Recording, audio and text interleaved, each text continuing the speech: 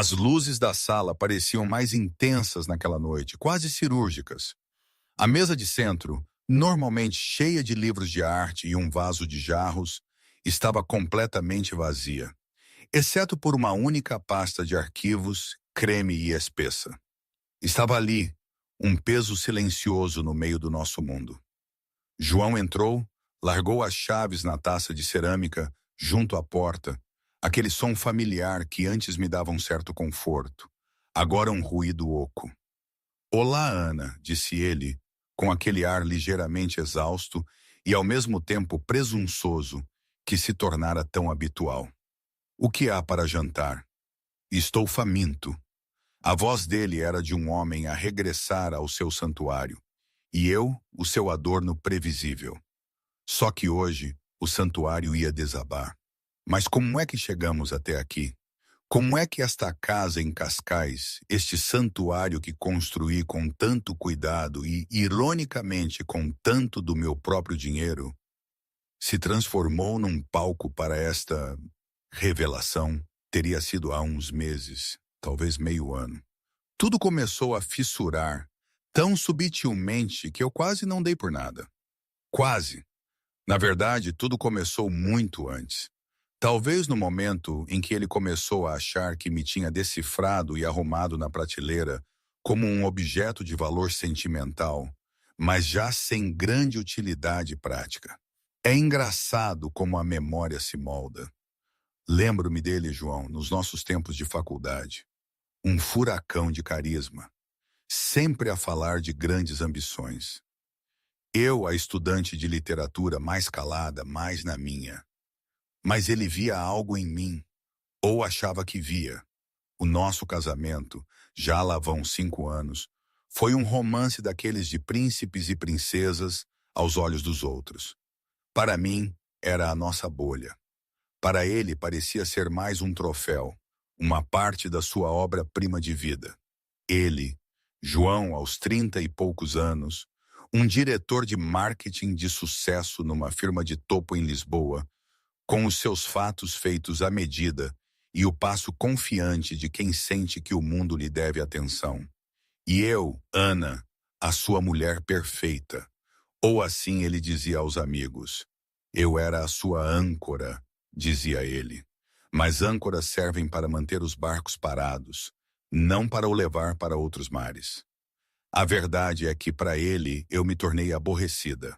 A minha vida aqui em Cascais, tão ordenada, com o jardim que eu tanto amava, os meus livros, os meus livros densos, e a gestão das nossas finanças, que ele presumia ser uma competência básica de esposa.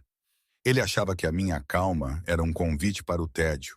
Chegava à casa, a vibrar de uma reunião bem-sucedida ou de uns copos com clientes, e eu lá estava, lendo, com o meu chá de camomila.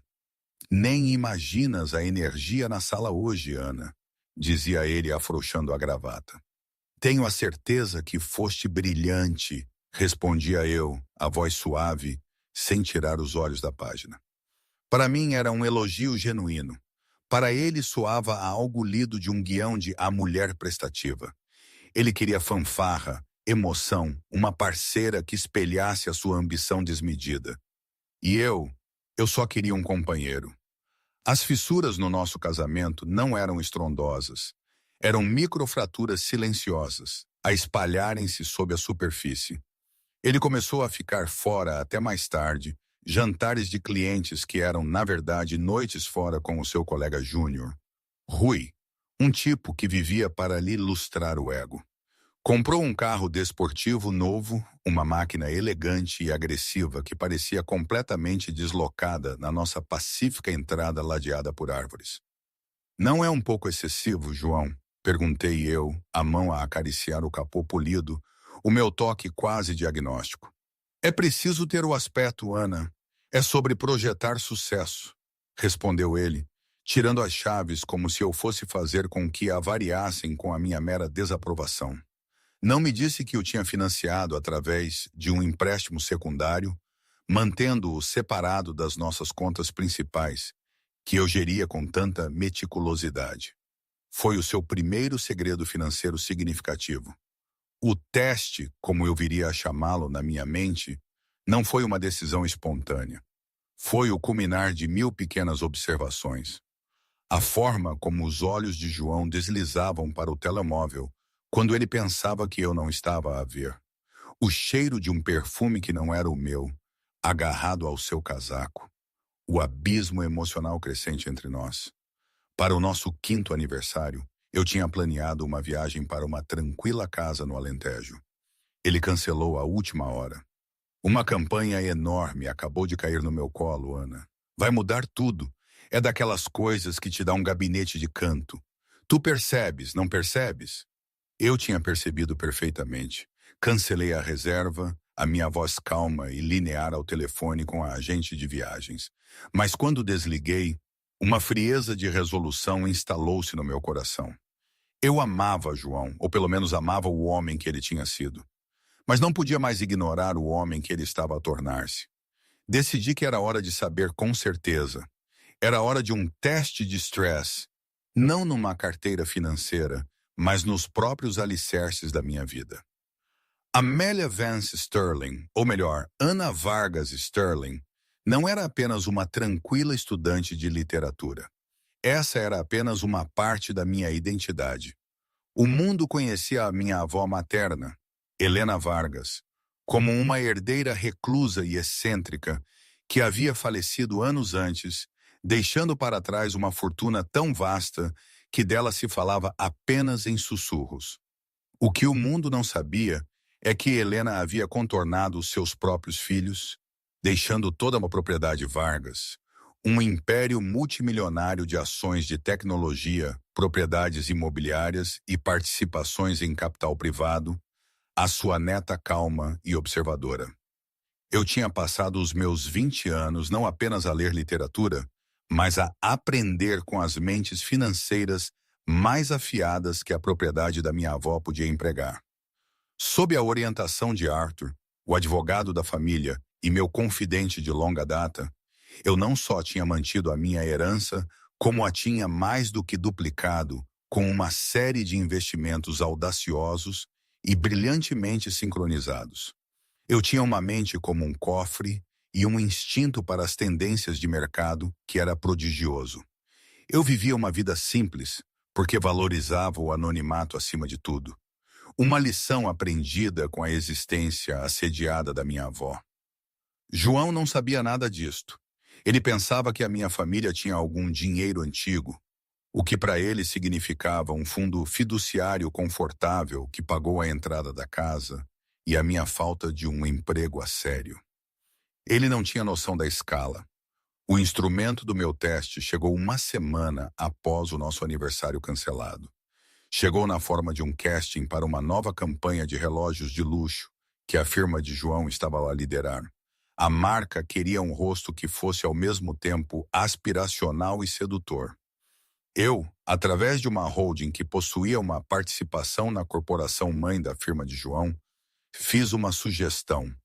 Mais do que uma sugestão, na verdade. Pedi ao Arthur para puxar os cordelinhos discretamente. Sofia Dantas foi escolhida. Ela era tudo o que eu não era. Alta, com pernas que pareciam começar no colarinho, uma juba de cabelo loiro platinado e um bico que tinha agraciado as capas de várias revistas europeias. Ela exalava uma ambição crua, quase selvagem. Ela era uma arma, e eu apontei-a diretamente para o ponto mais fraco na armadura do meu marido, o seu ego. João ficou instantaneamente cativado. Foi-lhe atribuída a supervisão pessoal da campanha, uma tarefa que ele abraçou com fervor religioso. Esta modelo, Sofia, disse ele uma noite, a percorrer fotos no telemóvel, ostensivamente por causa do trabalho. Ela é incrível. Ela simplesmente apanha a marca. Ela é elétrica. Eu olhei por cima do ombro dele, a minha expressão plácida. É muito marcante, respondi. A primeira fase do caso foi um clichê de manual. Começou com sessões de estratégia noturnas em bares chiques, os joelhos deles a tocarem-se debaixo da mesa. Passou para mensagens de texto flertorias, cheias de piadas internas que me excluíam. João sentiu uma emoção que não sentia há anos. A admiração de Sofia era uma droga. Ela pendurava-se em cada palavra dele sobre demografia de marketing e sinergia de marca, fazendo-o sentir-se o homem mais poderoso da sala. Estás a ser desperdiçado no teu papel atual, João. Um homem com a tua visão deveria estar a gerir a sua própria agência, dizia ela, enquanto os dedos traçavam a borda do seu copo de martini. Ele chegava à casa para me encontrar a ler na sala de estar, uma chávena de chá de ervas a fumegar ao meu lado.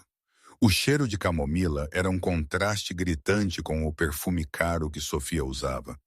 O silêncio da casa parecia ensurdecedor depois da agitação da cidade. Como foi o teu dia, querido? Perguntava eu. Atarefado, sabes? Respondia ele, as suas respostas cada vez mais curtas, mais evasivas. Momentos como esse faziam-me pensar na simplicidade da vida que eu valorizava e na forma como o João a via como uma fraqueza. Por vezes, quando não conseguia dormir à noite, pensava no meu pai. Na forma como ele sempre dizia, não confies em ninguém que soa demasiado bom. Ele referia-se aos comerciantes do mercado, mas agora eu entendia de forma diferente. O luxo, as promessas de uma vida emocionante, tudo soava demasiado bom, demasiado perfeito. E a perfeição não existe. Isso eu tinha aprendido. A primeira vez que ele dormiu com Sofia, lembro-me de Arthur a contar-me sobre o relatório de Pedro, o investigador privado. Pedro, um ex-agente da nossa MI6, um fantasma que se especializou em vigilância discreta para a elite mundial, era o melhor que o dinheiro podia comprar. Os relatórios chegavam diariamente, num ficheiro duplamente encriptado para o meu servidor seguro. Eram brutalmente detalhados. Imagens de alta resolução de João e Sofia a beijarem-se à saída de um restaurante em Lisboa, os rostos iluminados pelo brilho quente das luzes da rua. Gravações de áudio das suas conversas em locais públicos, as bravatas de João e os murmúrios encorajadores de Sofia capturados com uma clareza arrepiante. Cópias de faturas de hotéis, extratos de cartão de crédito da conta secreta de João, até manifestos de voo. Quando vi o relatório daquela noite, o coração de João estava um turbilhão de culpa e excitação. Tomou banho no hotel, esfregando o cheiro dela da sua pele, e rastejou para a nossa cama de casal às 2 da manhã. Eu não me mexi, mas não porque estivesse a dormir. Arthur chamou-me naquelas madrugadas. Eu estava a ver e a ouvir tudo. Ele estava ali, deitado na escuridão, o coração a bater, a olhar para mim, a mulher ao seu lado. A minha imagem parecia tão pacífica, tão inconsciente. Por um momento, uma onda de vergonha real e dolorosa invadiu-o. Estava a trair aquela mulher boa e bondosa. Mas depois, o seu ego sussurrou de volta. Ele merecia isto. Merecia sentir-se vivo. Eu, no meu mundo tranquilo, nunca poderia compreender as pressões sob as quais ele estava, as tentações que enfrentava. Virou-se de costas para mim e caiu num sono agitado, sonhando com câmaras a piscar e uma mulher loira que lhe dizia que ele era um rei.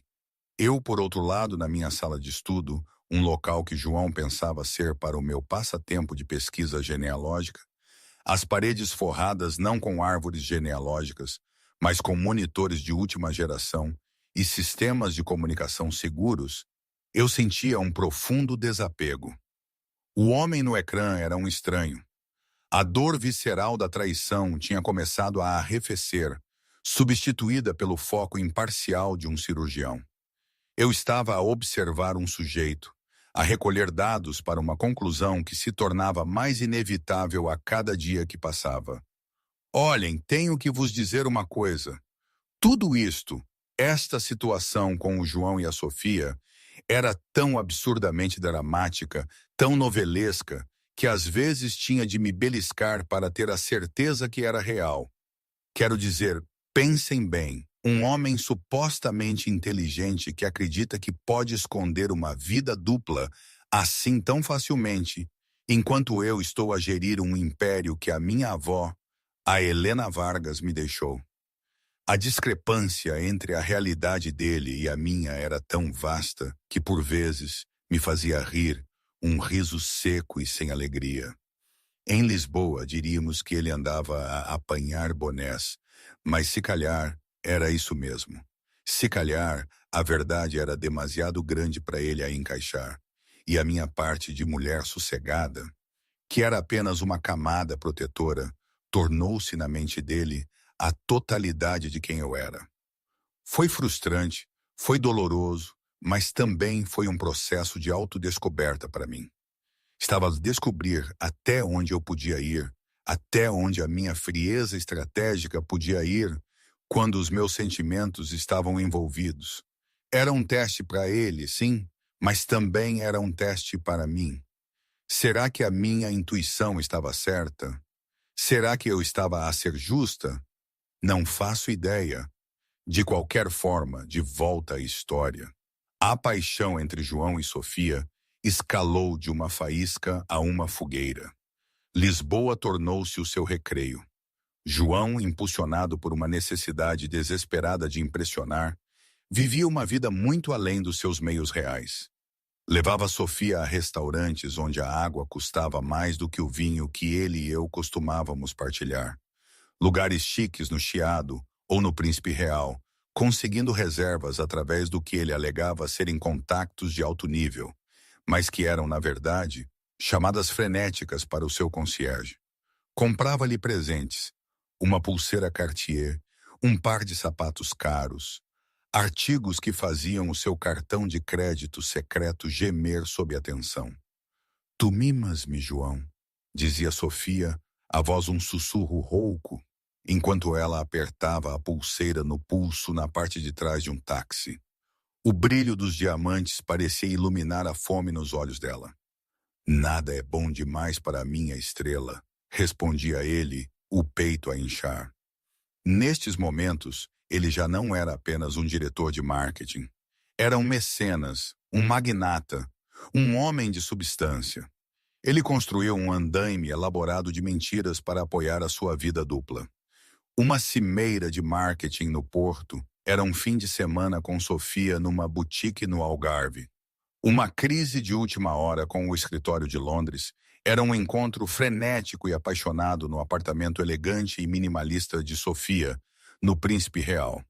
Ele tornou-se um mestre da subtileza, mantendo um saco de ginásio separado no carro com roupas frescas, usando aplicações descartáveis para comunicar com ela e pagando tudo em dinheiro ou no seu cartão de crédito oculto. O seu comportamento em casa tornou-se cada vez mais errático. Ou era excessivamente solícito, comprando-me flores sem motivo, por um sentido transparente de culpa, ou estava irritável e distante, zangando-se comigo por pequenas coisas. Por que é que organizas sempre os meus livros por cor? Rosnou ele uma vez, a gesticular para uma prateleira maravilhosamente arrumada. É absurdo. Devia ser alfabético. Eu olhei para cima do meu portátil, a minha expressão ilegível. Pensei que ficava bonito. Posso mudar se quiseres. Não, esquece. Não importa, murmurou ele, recuando para o seu escritório. Ele não suportava a minha calma. Parecia um julgamento. Ele queria uma reação, uma discussão, algo que justificasse as suas ações. Mas eu não lhe dei nada. Permaneci a esposa serena e previsível, um ponto fixo no seu novo universo caótico. Ele confundiu o meu silêncio com ignorância, a minha paciência com fraqueza. Na realidade, eu não era de todo ignorante. Enquanto João tecia a sua teia de mentiras, eu estava a construir meticulosamente a minha rede de verdade. Pedro, o homem que Arthur ativara, não era apenas um investigador, era o melhor. Os seus relatórios, como já disse, eram diários e assustadoramente detalhados. Numa noite, João chegou a casa a cheirar a vinho e ao Chanel no 5 de Sofia.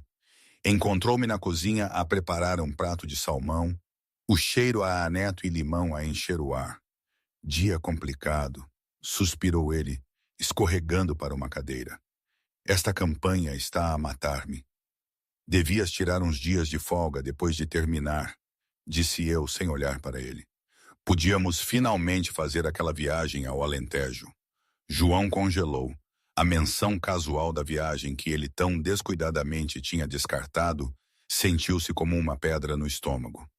Sim, talvez. Veremos. Ele observou-me a mover-me pela cozinha, os meus movimentos fluidos e eficientes.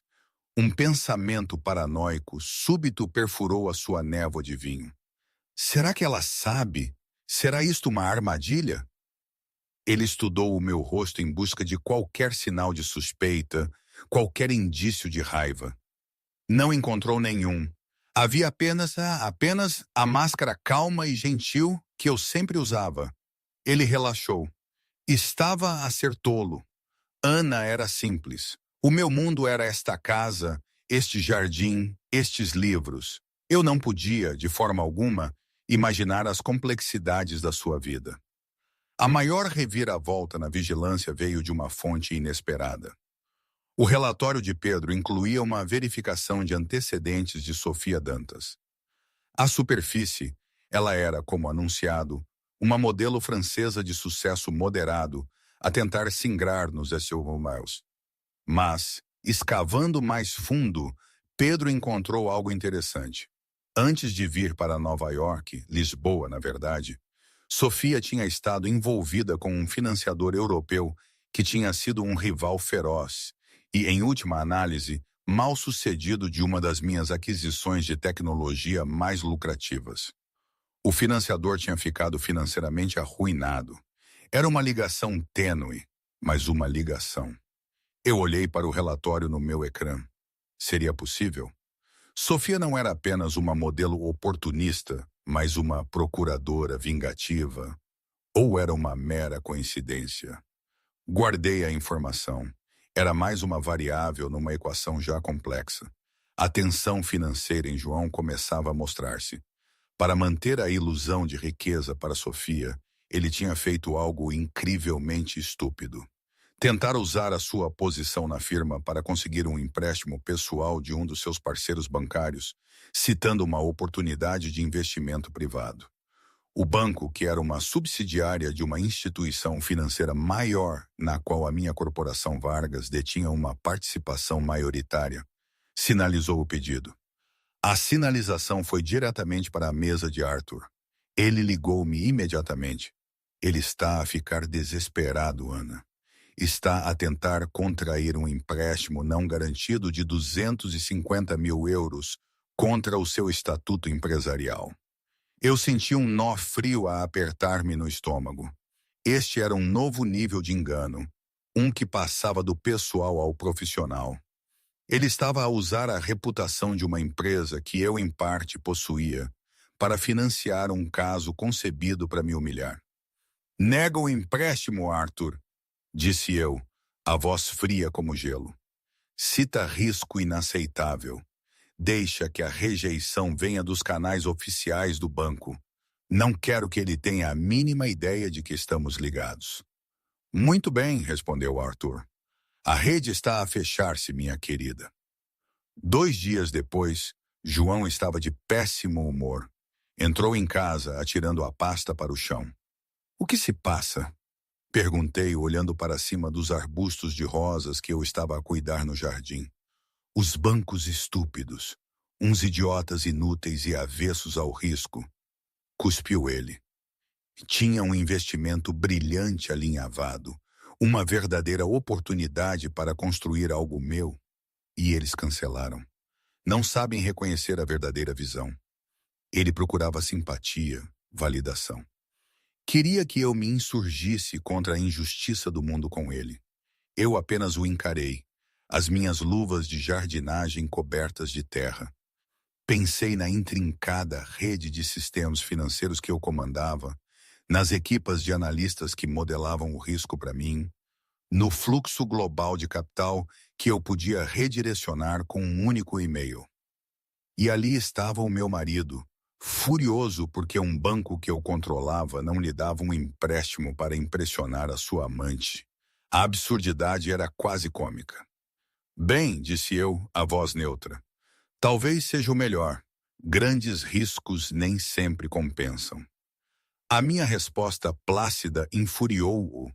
O que é que tu sabes sobre risco? O maior risco que tu corres durante o dia é se plantas tulipas ou narcisos.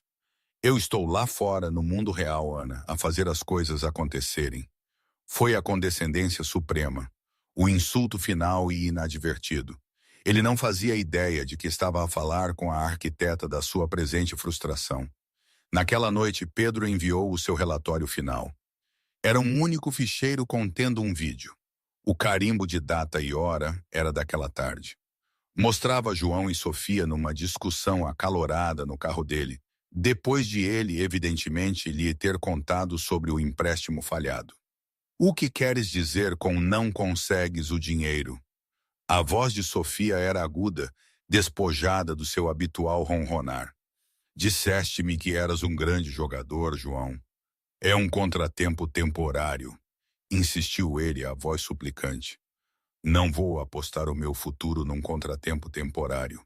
Ela zombou. Disseste-me que podias financiar uma nova vida para nós, longe da tua mulherzinha aborrecida. Foi tudo conversa? Porque eu tenho outras ofertas, sabes, as verdadeiras. Eu assisti ao vídeo 2 vezes. Vi o desespero nos olhos do meu marido e o cálculo frio e transacional nos de Sofia. O teste tinha terminado. Os resultados estavam ali. Os dados eram completos e condenatórios. Fechei o portátil e dirigi-me à grande janela da minha sala de estudo, olhando para a rua tranquila e adormecida. A minha rua tranquila e adormecida. A minha vida tranquila e adormecida.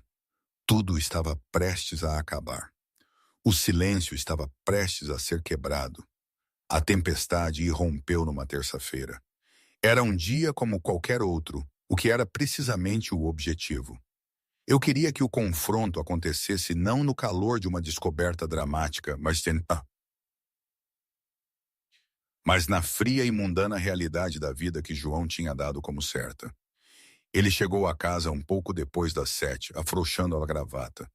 Ao entrar pela porta, o ritual familiar de um homem a regressar ao seu santuário. Encontrou-me na sala de estar.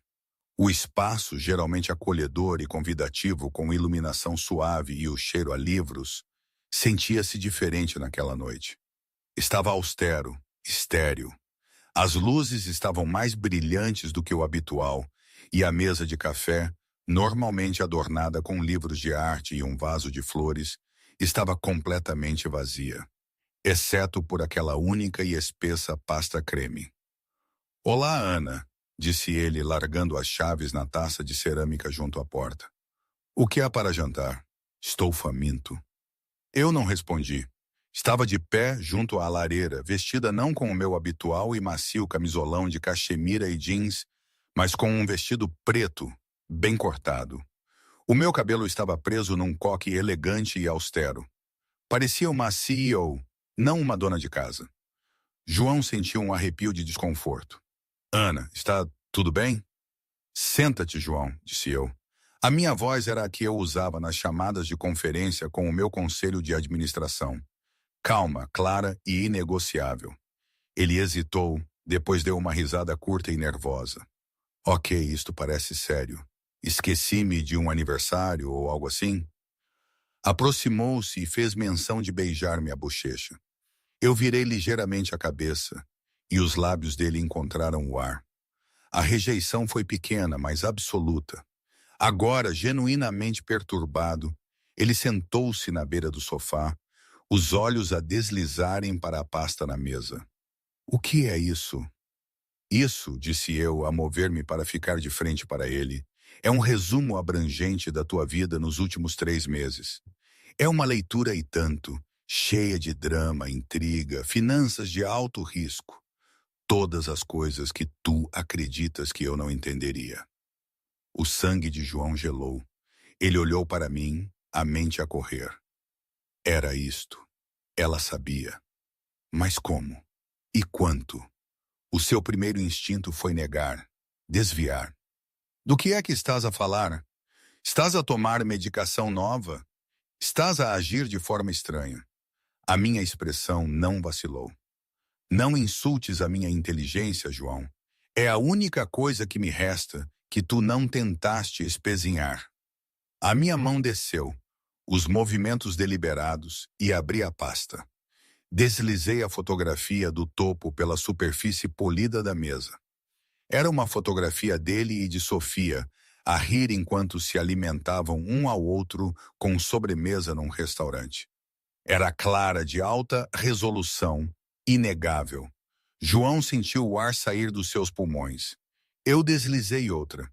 Ele e Sofia a beijarem-se, silhuetas contra a janela do apartamento dela no Príncipe Real. Outra, os dois a fazerem o check-in num hotel no Algarve no fim de semana da Cimeira do Porto. Eu posso explicar, gaguejou ele, a mente numa busca frenética por uma mentira plausível. Não havia nenhuma. Foi um erro estúpido, sem sentido. Eu estava sob tanta pressão no trabalho e ela não significa nada para mim. Tu és a minha mulher. Eu amo-te. Amor. A minha voz era suave, mas cortou as suas desculpas patéticas como uma navalha. Tu falas de amor, mas nem sequer conheces o significado de respeito. Durante meses trataste-me como uma tola. Mentiste-me na cara todos os dias. Gastaste dinheiro que não temos. Dinheiro que pediste emprestado para impressionar uma mulher que, de acordo com esta transcrição, bati num documento, te vê como nada mais do que um degrau. João estremeceu como se tivesse sido atingido. Tens transcrições? O que é isto? Contrataste alguém? Estás a espiar-me? A indignação na sua voz era a última defesa de um homem sem chão para pisar. Tomei medidas para proteger os meus bens, disse eu friamente. Tu, João, eras o meu principal bem, e eu precisava de saber se o meu investimento tinha falhado. Falhou. Ele finalmente quebrou. A fachada arrogante desmoronou-se, substituída por um pânico desesperado e suplicante. Levantou-se do sofá e ajoelhou-se diante de mim, agarrando as minhas mãos. Estavam frias e sem resposta nas dele. Ana, por favor, não faças isto. Vou acabar com tudo. Nunca mais falarei com ela. Vou para a terapia. Faça o que for preciso. Podemos consertar isto. Pensa em tudo o que construímos juntos. Esta casa, a nossa vida. Ele olhou em volta da bela sala, o símbolo do seu sucesso. E foi então que cometeu o seu erro final e fatal. O seu desespero transformou-se novamente num sorriso de ressentimento. O que fará sem mim? Eu pago por tudo isto. Este estilo de vida. Cuspiu ele, a voz a subir. Tu achas que é fácil? Tu vives na tua pequena bolha com os teus livros e o teu jardim, enquanto eu estou lá fora a lutar no mundo real para te sustentar. Eu cometi um erro, sim. Mas o que podes tu oferecer? Tu és apenas tu, a Sofia. Ela tem ambição, ela vai longe. Ela entende-me.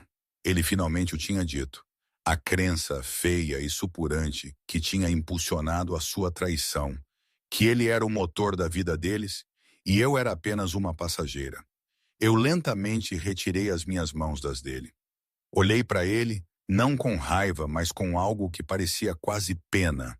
O teste tinha terminado, mas os resultados precisavam de ser publicados. Tens razão, João, disse eu, a minha voz quase um sussurro. É hora de tu perceberes o que eu posso oferecer. Dirigi-me à minha mala, tirei o meu telemóvel e disquei um número. Coloquei-o no altifalante, o toque a ecoar na sala silenciosa. Arthur a falar. A voz era velha, clara e autoritária. Arthur, sou a Ana, disse eu. Estou aqui com o João. Receio que a avaliação da carteira esteja completa. O ativo provou ser um passivo total. Preciso que inicies o processo de liquidação imediatamente. João, ainda de joelhos, olhou para mim em completa confusão. Carteira, ativo? O que é isto? Algum tipo de terapia ou jogo de papéis esquisito? Arthur, continuei eu, ignorando-o, Por favor, começa com a residência principal em Cascais. Está sob a Vance Holding Company, por isso deve ser simples. Por favor, também quero a retoma do veículo, o Audi R8, também está registrado em nome da empresa. E importas-te de congelar as contas conjuntas Sterling Vance. Vou transferir os meus fundos para uma conta privada. Ah, e por favor, redige os papéis do divórcio. Os motivos serão infidelidade. Temos provas mais do que suficientes. João levantou-se, o rosto uma máscara de descrença e horror crescente. Vance Holding Company. Do que é que estás a falar? Esta é a minha casa, o meu carro. Não, João, disse eu, virando-me para o encarar totalmente. A mulher sossegada tinha desaparecido. No seu lugar estava uma mulher de imenso poder. Nunca foi a tua casa ou o teu carro. Era tudo meu. Apenas meu. Podes dizer. Contingente a certas métricas de desempenho. Lealdade, por exemplo. Deixei as palavras pairar no ar. O cérebro de João estava em curto-circuito. Vance, como a tua avó, Helena Vargas. Pensei que ela te tinha deixado algum dinheiro. Um pequeno e sombrio sorriso tocou os meus lábios. Sim, deixou. Deixou-me tudo. Toda a fortuna Vargas, as empresas de tecnologia, o império imobiliário, o lugar no conselho do banco que tão sabiamente negou o teu pedido de empréstimo na semana passada. Eu não sou apenas uma mulher sossegada, João. Eu sou uma multimilionária muito, muito sossegada. A cor esvaiu-se do rosto de João. Ele tropeçou para trás, a mão esticada para o sofá para se equilibrar. Olhou para mim como se me visse pela primeira vez. O silêncio que ele tinha confundido com simplicidade era a calma do poder absoluto. Os livros que eu lia não eram apenas romances. Eram relatórios financeiros e análises de mercado. O tempo que eu passava no meu escritório não era um passatempo. Era a gestão de um império. Ele pensou em cada comentário condescendente, cada palmadinha patronal na cabeça, cada vez que ele desdenhou a minha opinião. Ele tinha estado a trair a sua mulher com uma modelo, pensando que estava a fazer um upgrade. Acabara de descobrir que tinha trocado um reino por um punhado de areia. Eu não sabia, sussurrou ele, as palavras a soarem patéticas, até aos seus próprios ouvidos. Isso, disse eu desligando a chamada com Arthur, é todo o ponto. Eu queria um parceiro que me valorizasse a Ana, não um homem que um dia valorizaria a minha conta bancária. Dei-te a versão mais real de mim que pude, e tu provaste que não eras digno dela. Dirigi-me ao corredor. Um estafeta entregar-te-á o acordo preliminar de divórcio amanhã. Tens 24 horas para desocupar a minha propriedade. Sugiro que ligues a um amigo. Com isso, virei-me e subi as escadas, as costas direitas, deixando João Sterling sozinho na luz brilhante e implacável da sala de estar, as ruínas da sua vida espalhadas à sua volta, numa única e devastadora pasta. O resultado não foi um declínio lento. Foi uma detonação. O mundo de João desintegrou-se com uma velocidade aterrorizante. Ele passou a primeira noite num torpor, fazendo as malas mecanicamente, enquanto eu permanecia isolada na suíte principal, a porta firmemente fechada. A casa, que tinha sido o seu castelo, agora parecia-lhe alienígena e ameaçadora. Cada objeto, a poltrona que ele cobiçava, a pintura abstrata que ele tinha escolhido, parecia gozar com ele, lembrando-o de que nunca tinha sido verdadeiramente dele. Na manhã seguinte, a primeira consequência tangível chegou. Ele saiu para a entrada para encontrar um caminhão de reboque a enganchar o seu amado Audi R8. Um homem fardado entregou-lhe um formulário para assinar. Ordem de retoma da Vance Holding Company, disse o homem rudemente, sem fazer contato visual. João observou humilhado, enquanto o seu símbolo de poder e sucesso era inelegantemente rebocado pela tranquila rua suburbana. Tentou usar o seu cartão de crédito para reservar um quarto de hotel? Recusado. Tentou outro? Recusado. Acedeu à sua aplicação bancária online e viu que a conta conjunta onde o seu salário era depositado automaticamente há anos, agora mostrava zeros em euros. Uma transferência do montante exato e total para uma conta privada tinha sido executada às 9h01. Estava financeiramente castrado. Engolindo o orgulho, ligou para o seu amigo Rui, o mesmo colega que tinha sido o seu cúmplice e cheerleader durante o caso. Rui, estou em apuros. A Ana sabe de tudo. Está a expulsar-me, disse João, a voz a falhar.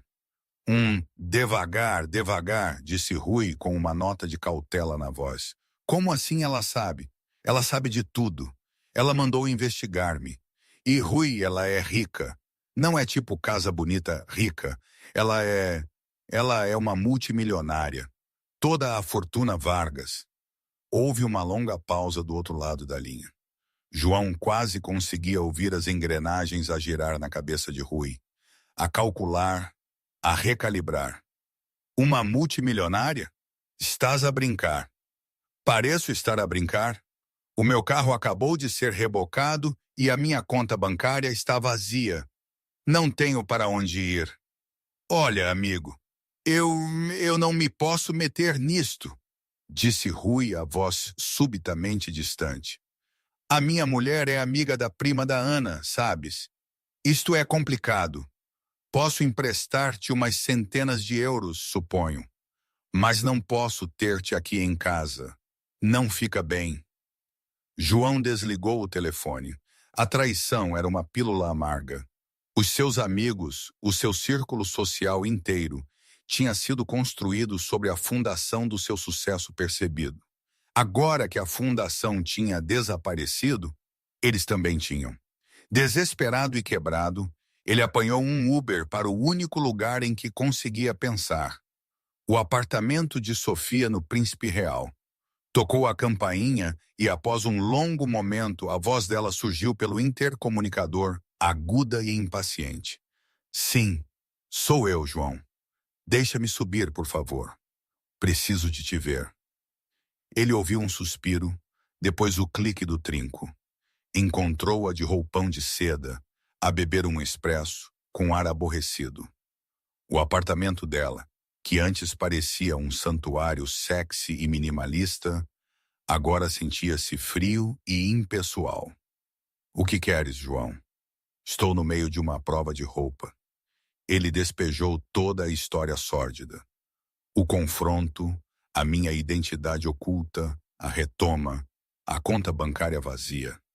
Contou tudo com a esperança desesperada de que ela os visse como parceiros contra o mundo, um casal de Bonnie e Clyde injustiçado por uma armadilha enganosa.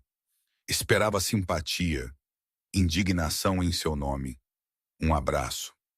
Sofia ouviu, a sua expressão a mudar de impaciência para uma espécie de interesse clínico e desprendido.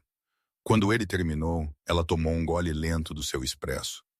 Uma multimilionária, disse ela, um brilho estranho nos olhos. Ela jogou muito bem. Estou quase impressionada. Impressionada, Sofia. Ela arruinou-me. Mas não importa. Podemos ficar juntos agora. Podemos recomeçar. Só precisamos ser inteligentes. Sofia soltou uma gargalhada curta e aguda, completamente desprovida de humor. Nós, João. Não há nós. Deves ter percebido mal a natureza do nosso acordo. Acordo? Engasgou ele. Pensei que tivéssemos algo real. O que tínhamos era uma transação, disse ela, levantando-se e apertando o roupão. Eu forneci-te uma fuga e um impulso de ego. Tu devias fornecer-me uma plataforma, acesso, um estilo de vida. O teu valor estava ligado à tua posição e à tua riqueza percebida. Agora, ela gesticulou para o seu fato amarrotado e os seus olhos desesperados. As tuas ações caíram. Não invisto em ativos falidos. A linguagem fria e corporativa era um eco brutal das minhas próprias palavras. Ele, de repente, viu tudo com uma clareza nauseante. Ele não tinha sido um rei neste cenário. Tinha sido um alvo. Tu sabias, sussurrou ele. Tu sabias que ela tinha dinheiro. Sofia encolheu os ombros. Não sabia a escala, não. Mas aprende-se a identificar os sinais. A forma como estavas tão desesperado para te provares. O descuido com que gastavas dinheiro que claramente não tinhas. Isso gritava insegurança. E a insegurança poderosa está frequentemente ligada a um cônjuge rico e poderoso. Eu simplesmente presumi que ela era uma esposa passiva com um fundo fiduciário. A parte da multimilionária é uma reviravolta interessante. Ela sorriu, um corte cruel e belo de lábios vermelhos. Agora, se me dás licença, o meu estilista está aqui. Não me ligues mais. Ela acompanhou-o até a porta como se ele fosse um entregador. A humilhação final. Ele ficou sozinho no corredor do prédio moderno. Um pária num mundo que ele tinha tentado desesperadamente conquistar. Enquanto isso, a minha transformação estava a tornar-se pública. 2 semanas depois de expulsar João, uma reportagem exclusiva, intermediada por Arthur, foi publicada na Forbes. O fantasma da Rua Augusta, como a neta secreta de Helena Vargas, Ana Vargas, construiu silenciosamente um império moderno. O artigo foi uma sensação. Apresentava uma fotografia deslumbrante minha. Não no meu jardim, mas na sala de reuniões da Torre Vargas. Parecendo composta, poderosa e completamente no comando. A história detalhava o meu toque mágico com investimentos, a minha filantropia estratégica e a minha escolha deliberada de viver uma vida de anonimato. Pintava-me como uma figura brilhante e enigmática, o oposto dos multimilionários vistosos e autopromotores da época. A notícia varreu os seus círculos sociais e profissionais como uma onda de choque. Na antiga firma de João, onde ele tinha sido despedido por má conduta grave e deturpação de ativos da empresa, uma acusação habilmente orquestrada pela minha equipa jurídica, a fofoca foi sísmica. A esposa sossegada e acanhada que eles tinham visto nas festas de Natal era uma das mulheres mais poderosas do país. João Sterling não era um líder carismático. Ele era o maior tolo do mundo. João viu a capa da revista num quiosque enquanto caminhava para uma agência de trabalho temporário. Olhou para a foto da sua mulher, e sentiu uma onda vertiginosa de tontura. A mulher naquela capa era uma estranha, uma titã, e ele tinha se queixado a ela que não percebia de riscos porque plantava tulipas. Ele tinha dito a esta mulher que ela não seria nada sem ele. A sua queda foi tão completa quanto a minha ascensão foi espetacular. Pesado pela dívida do seu cartão de crédito secreto e pelo empréstimo que ele tinha coassinado com Rui, que agora exigia o reembolso com ameaçadoras cartas jurídicas, ele foi forçado à falência. Mudou-se para um quarto mobilado e sombrio na Amadora, o tipo de lugar com um cheiro persistente a cigarros e desespero.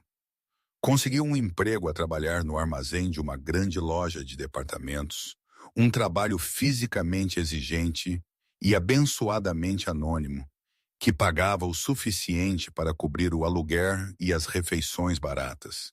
Ele era assombrado por mim. Via o meu rosto nas notícias a anunciar uma nova iniciativa de energia limpa. Ouvia o meu nome no rádio, elogiado por dotar uma cadeira universitária. Eu estava em todo lado, um lembrete constante e brilhante da vida, do amor e da fortuna avassaladora que ele tinha deitado fora por um caso fugaz com uma modelo que o tinha feito de tolo. Ele tinha atraído o sol, sem perceber que era apenas uma traça atraída por uma lâmpada barata e brilhante. 6 meses se arrastaram, cada dia uma cópia cinzenta do anterior. Para João, este meio ano foi uma descida para um novo tipo de realidade, despida de todo o seu antigo brilho. O seu mundo tinha encolhido para as 4 paredes descascadas de um estúdio num canto distante da Amadora, um quarto que sempre cheirava a umidade e a cigarros dos inquilinos anteriores. As sirenes da cidade, antes uma banda sonora para a sua ambição, eram agora apenas um lembrete do incessante e indiferente ciclo de vida fora da sua janela. As suas mãos, que antes gesticulavam confiantes em salas de reuniões e assinavam jantares caros, estavam agora ásperas e calejadas. Trabalhava no cavernoso armazém, iluminado por fluorescentes, de uma grande loja de departamentos no centro de Lisboa. O trabalho era brutalmente físico e abençoadamente anônimo. Era um corpo, um par de mãos para levantar e mover caixas pesadas de caminhões para prateleiras. Aprendera o ritmo disso, a dor na lombar ao meio-dia, a poeira debaixo das unhas, o cansaço profundo no final de um turno de 10 horas. Apinarrava o metro para casa, perdido no mar de rostos cansados, um fantasma numa cidade que outrora fora o seu reino. Ele era assombrado por Ana. O sucesso dela era um universo paralelo que ele era forçado a testemunhar. Via-a na capa da Time num quiosque, o olhar confiante e direto, e tinha de se virar fisicamente, uma pontada quente de vergonha a trespassar-lhe as entranhas. Ouvia a voz dela num podcast a tocar de um carro que passava, a discutir tendências econômicas globais com uma facilidade brilhante que fazia as suas próprias bravatas passadas parecerem o balbuciar de uma criança. Aprendeu a evitar certos canais, a folhear os jornais rapidamente, mas ela era inescapável. Era a mulher que partilhara a sua cama, a mulher que ele patronizara e desdenhara, e agora era uma titã. A dissonância era uma tortura constante de baixo grau. A sua raiva há muito que se tinha esgotado, deixando para trás a cinza fria e pesada do arrependimento. No silêncio solitário do seu apartamento, ele revivia a vida deles juntos, mas com novos olhos.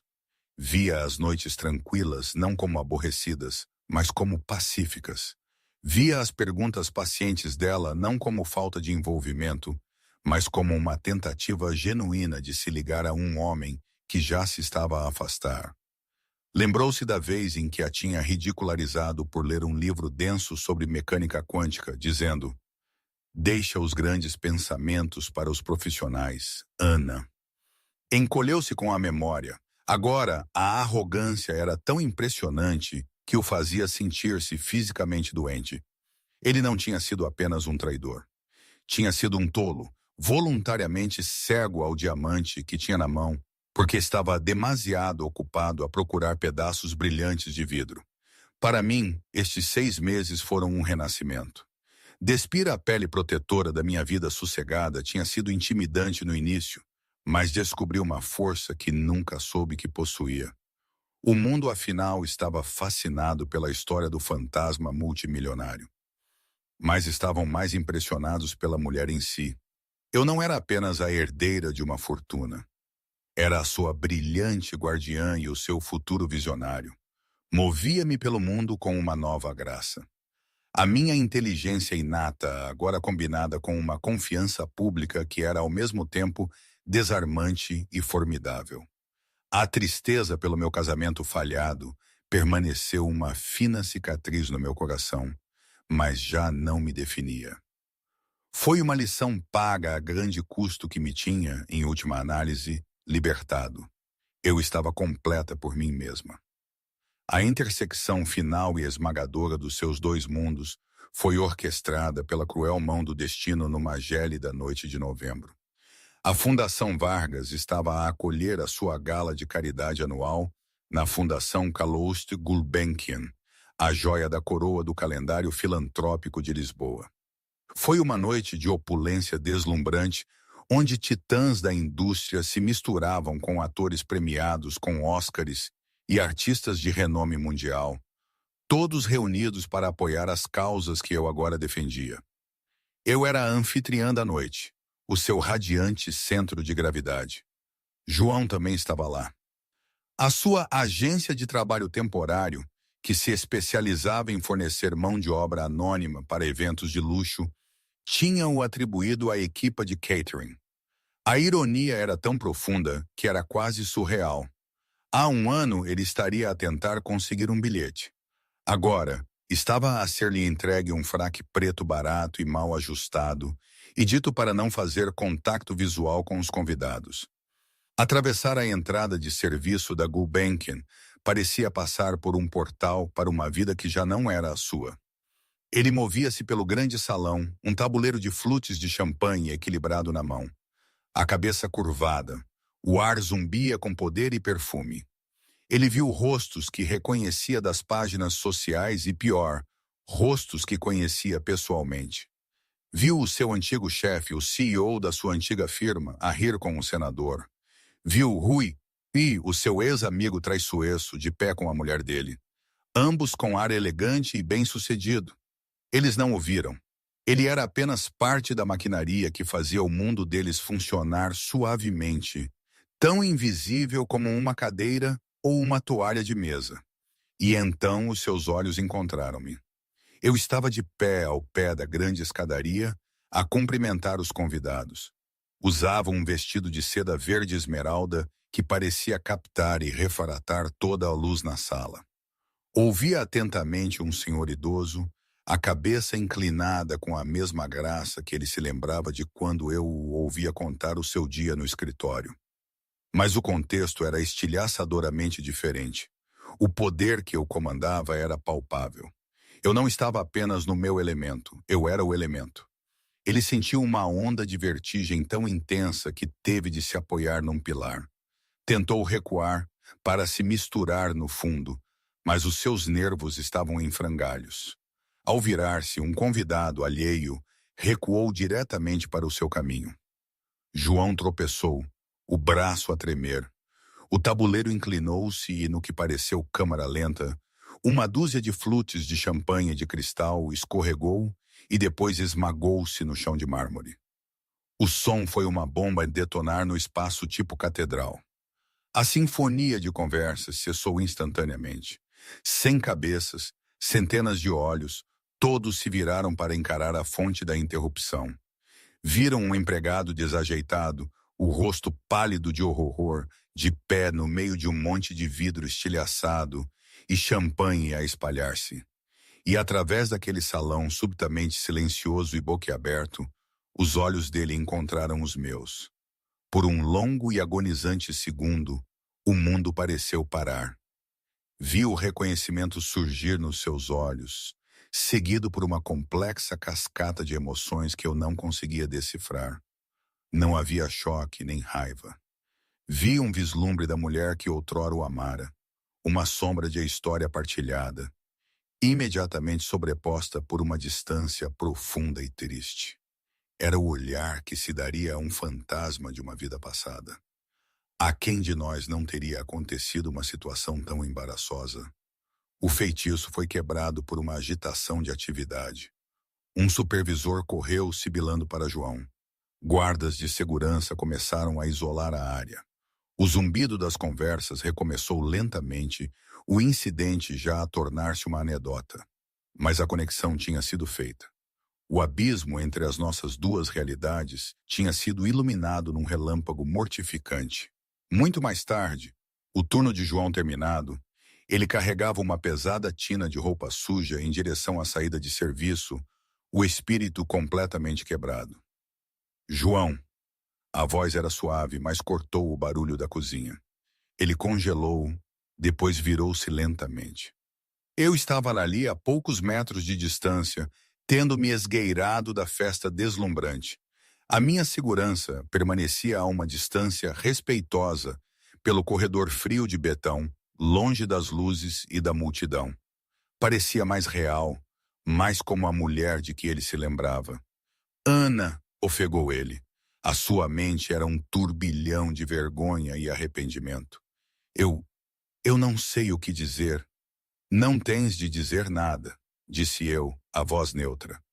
Ajeitei o meu chale à volta dos ombros, um gesto contra o frio do corredor. Mas ele tinha de falar. Era a única coisa que lhe restava. Sinto muito, começou ele as palavras, sentindo-se pateticamente inadequado. Não só pelo que fiz, mas por quem eu era, por ser tão arrogante, tão cego. Olhei para ti todos os dias e nunca te vi. Eu ouvi a minha expressão ilegível, mas o meu olhar inabalável. Não, não viste, concordei. A afirmação era um facto simples, não uma acusação. Viste o que querias ver, uma mulher confortável e simples que te facilitava a vida. Viste um pano de fundo para a vida que pensavas estar a construir. Falhaste em perceber que ela era toda paisagem. Ele estremeceu com a verdade disso. Eu era um tolo a perseguir algo brilhante. Eras, disse eu, e pela primeira vez uma nota de profunda tristeza entrou na minha voz. Mas tu ainda não entendes a verdade completa, pois não? Isto, gesticulei de volta para o barulho e o glamour da gala, esta fortuna, o poder. Isto nunca foi o prêmio final. Foi apenas uma circunstância do meu nascimento. O verdadeiro prêmio, João, era o meu amor, a minha lealdade, a minha fé em ti. Era eu a aparecer todos os dias, a escolher-te, a acreditar no homem que eu pensava que eras. Isso era o tesouro, e tu trocaste-o por... Por quê? Uma ilusão fugaz com uma mulher que te valorizava ainda menos do que tu me valorizavas a mim. Ele não tinha resposta. Só conseguia olhar para as pontas riscadas dos seus sapatos baratos, o peso total do seu fracasso a esmagá-lo. Eu não te odeio, João, disse eu, e a minha voz suavizou-se, tornando-se a voz da mulher que outrora o tinha tratado da gripe. Já ultrapassei isso há muito tempo.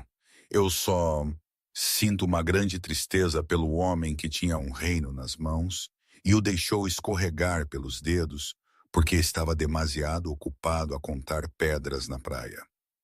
Dei um pequeno passo atrás. Espero sinceramente que encontres uma forma de reconstruir a tua vida, uma vida real. Espero que aprendas a ver o valor nas coisas e nas pessoas antes que elas desapareçam. Dei-lhe um último olhar prolongado, um adeus final ao homem que ele tinha sido e ao futuro que nunca teríamos. Depois virei-me, o meu vestido esmeralda a sussurrar suavemente, e caminhei de volta para a luz, reunindo-me ao meu mundo, deixando-o sozinho no dele. João permaneceu imóvel no corredor de serviço por muito tempo. Depois, empurrou a pesada porta de metal e saiu para o frio cortante da noite lisboeta. O ar da cidade parecia agudo e limpo nos seus pulmões. Ele não era nada. Ele era ninguém. E naquele momento, pela primeira vez na sua vida, estava completa e totalmente livre do seu próprio ego sufocante. Era apenas um homem, despido de tudo menos das consequências, a começar a longa caminhada para casa. E hoje? Não faço ideia. Às vezes penso que foi o melhor que me podia ter acontecido. Outras vezes, sinto uma pontada de tristeza pelo que podia ter sido, pelo homem que ele prometia ser. E ele? Quem sabe o que lhe passa pela cabeça enquanto conta caixas naquele armazém da amadora? Provavelmente sente a dor, a humilhação. Mas se aprendeu alguma coisa, se conseguiu reconstruir algo genuíno, isso é o que importa. A vida não é um conto de fadas, é uma complicação constante. Não é perfeita, mas é minha.